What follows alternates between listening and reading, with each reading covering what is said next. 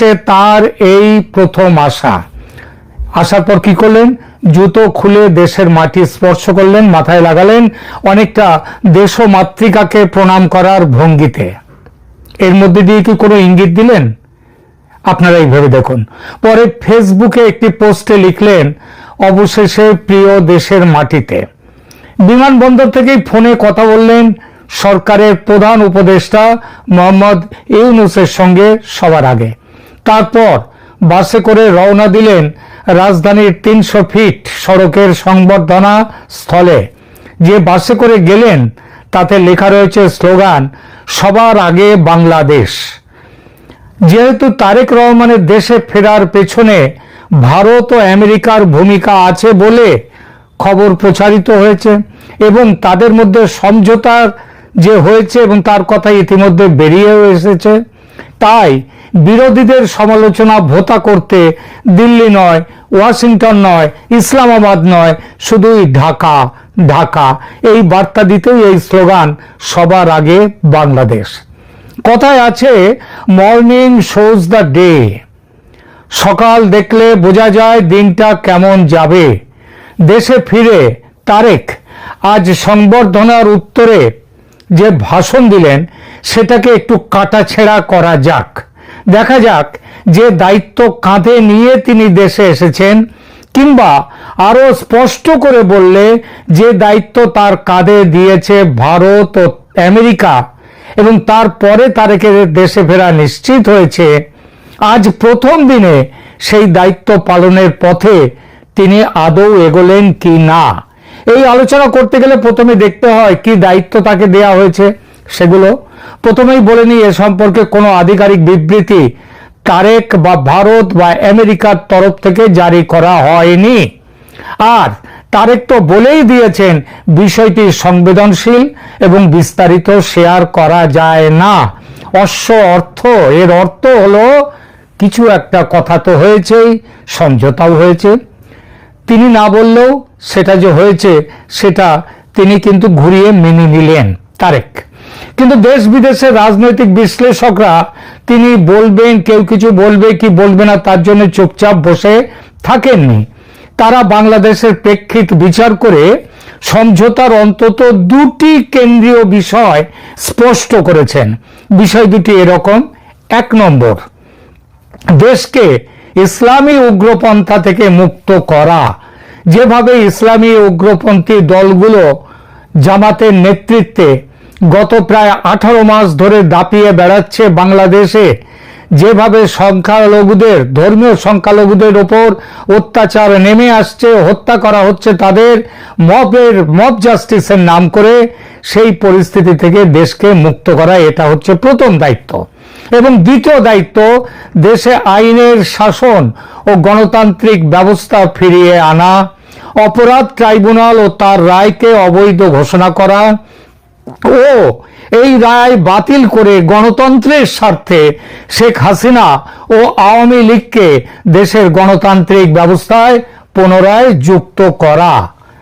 এর সঙ্গে কিছু অন্যান্য বিষয় আছে, যথা ভারতের সঙ্গে সুসম্পর্ক বজায় রাখা, ব্যবসা বাণিজ্য, গঙ্গা তিস্তা পানি চুক্তি, এসব বিষয় আছে চীন ও পাকিস্তানের সঙ্গে সম্পর্ক কেমন রাখা হবে সেসব বিষয়।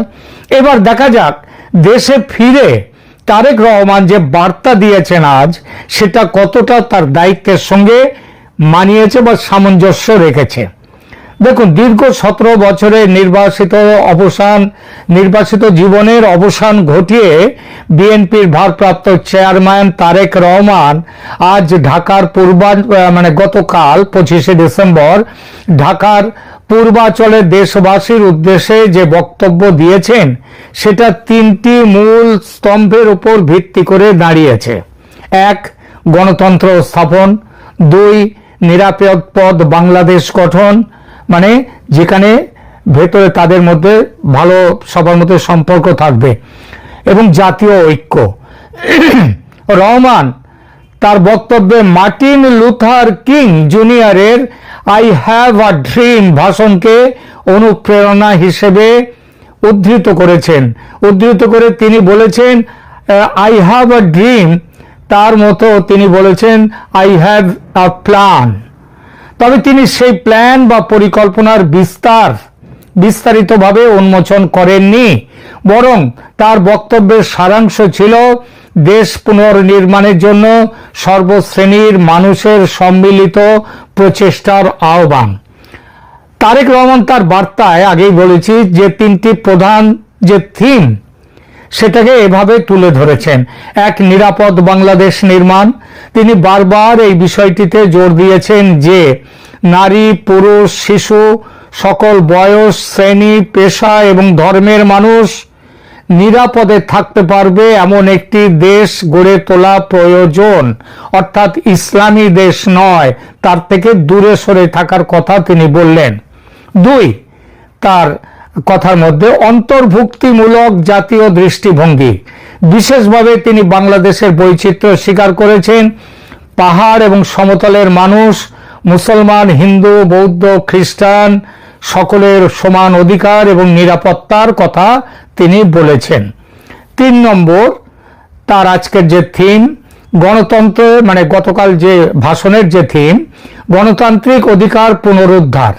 তিনি 2024 সালের জুলাই আন্দোলন এবং শহীদদের কথা বলেননি, তাদের কথা স্মরণ করে বলেছেন যে আজ বাংলাদেশের মানুষ তাদের কথা বলার এবং গণতান্ত্রিক অধিকারের দাবি তুলছে।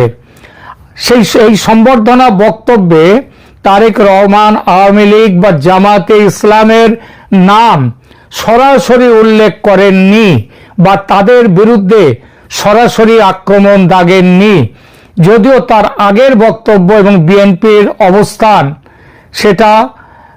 যেটা বলে সেই বিষয়গুলি সম্পর্কে তার দৃষ্টিভঙ্গি কি সেটা বোঝায়, কিন্তু তারপরে তিনি অনেকটা পথ হেঁটে এসেছেন, এটা মাথায় রাখতে হবে।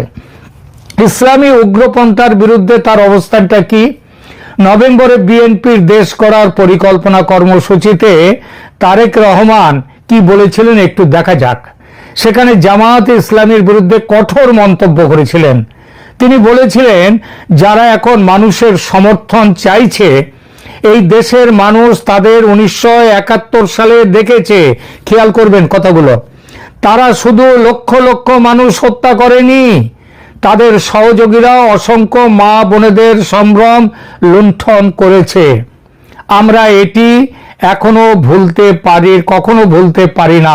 কবে বলেছেন এই কথাগুলো? এই নভেম্বরের একদম শেষে, গত নভেম্বরের।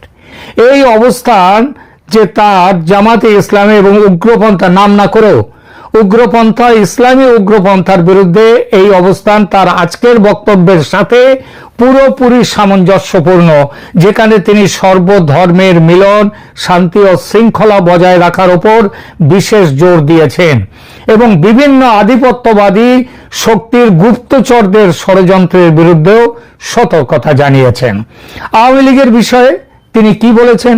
তিনি সরাসরি নাম না নিয়েও আওয়ামী লীগের 15 বছরের শাসনকালে শত শত হাজারো গুম খুন তার কথা উল্লেখ করেছেন এবং 2024 সালের জুলাই আন্দোলনের শহীদদের প্রতি শ্রদ্ধা প্রদর্শন করেছেন।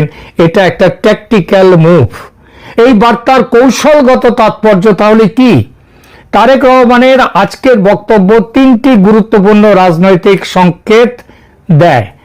এক, বিএনপির পুনর্নির্ধারণ। বাংলাদেশ জাতীয়তাবাদী দল ঐতিহাসিকভাবে নরম একটি ধর্মীয় দল হিসেবে পরিচিত। জামাত কঠোর ধর্মীয় দল, কঠোর ইসলামী দল।